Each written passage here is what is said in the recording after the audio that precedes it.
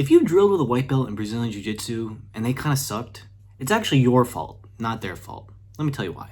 As an upper belt in Brazilian Jiu-Jitsu, and I'm going to even include multiple stripe white belts in this class, it is your responsibility to teach new people how to actually drill moves and what the optimal pace and general procedure for drilling is. When you first step on the mats in Brazilian Jiu-Jitsu, you can have a bunch of different mindsets.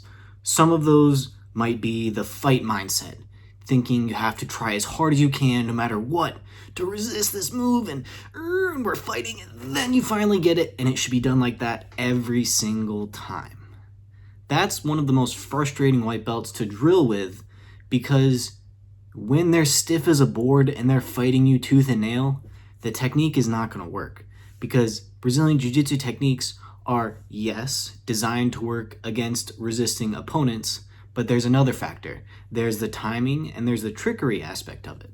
When you're drilling a move against a white belt who's trying as hard as he can to resist, and he knows that you're going for, let's say, a hip bump sweep, and he resists by pushing forward into you, well, if you're really tough, you can kind of just overpower him and still push him backwards. But really, the sweep is going to be better done off a reaction.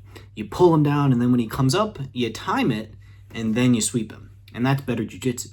But how do you get a white belt who's resisting as hard as he can to get to that optimal place? Well, you got to use two things. You got to use your words and your actions.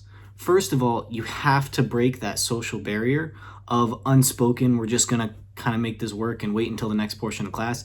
You got to speak up. You got to say, hey man, this isn't working. Or more tactfully, would you mind doing this a little bit differently to help me drill? Because if you take it off of them, if you say, hey, it would help me if you were able to drill a little bit more like this. And then what you do is you use your own body as an example. You can give them, my favorite method is the Goldilocks method. Here's how you do it. You start off by acting like a complete limp noodle. You completely just let them get the technique and flop all over and make it as limp noodle as possible, right? It's possible they're probably going to get the technique, but it's going to be a little bit weird and wonky. Then the next one, you do it as optimally as you possibly can, so they get the perfect technique. And then the last time, you resist them as hard as you can, within reason. You're not like fighting them, but you're resisting them to make it super difficult, so they got to grit their teeth and they might not even be able to get the technique.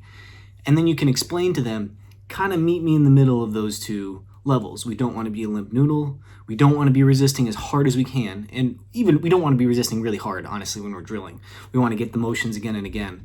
We want to meet in that middle. We want to have that Goldilocks zone. Then you want to explain to them that the way we actually do this is by emulating what would happen in a roll, including the timing, including the trickery.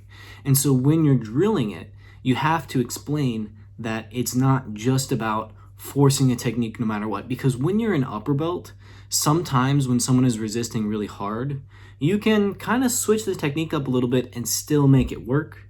But that's not what we should be doing. We should be bringing the lower belts up and teaching them how to drill effectively as well. So then let's go to the other class of white belts. Let's say you get the limp noodle. How do you get someone who's a limp noodle to resist a little bit harder? This one actually is a little bit more difficult, believe it or not, because it's so much easier to teach people to step off the brakes than it is to get that natural killer instinct, in my opinion. Now, both can be accomplished, but the way you do this is you do the same demonstration method, but you sort of ask them to just resist a little bit harder, to be a little bit stronger, to stiffen up their muscles a little bit more. And you're going to have to coax them along the way by using your own drilling as an example. When someone's being a little bit more of a limp noodle, you can still use that Goldilocks method of being limp.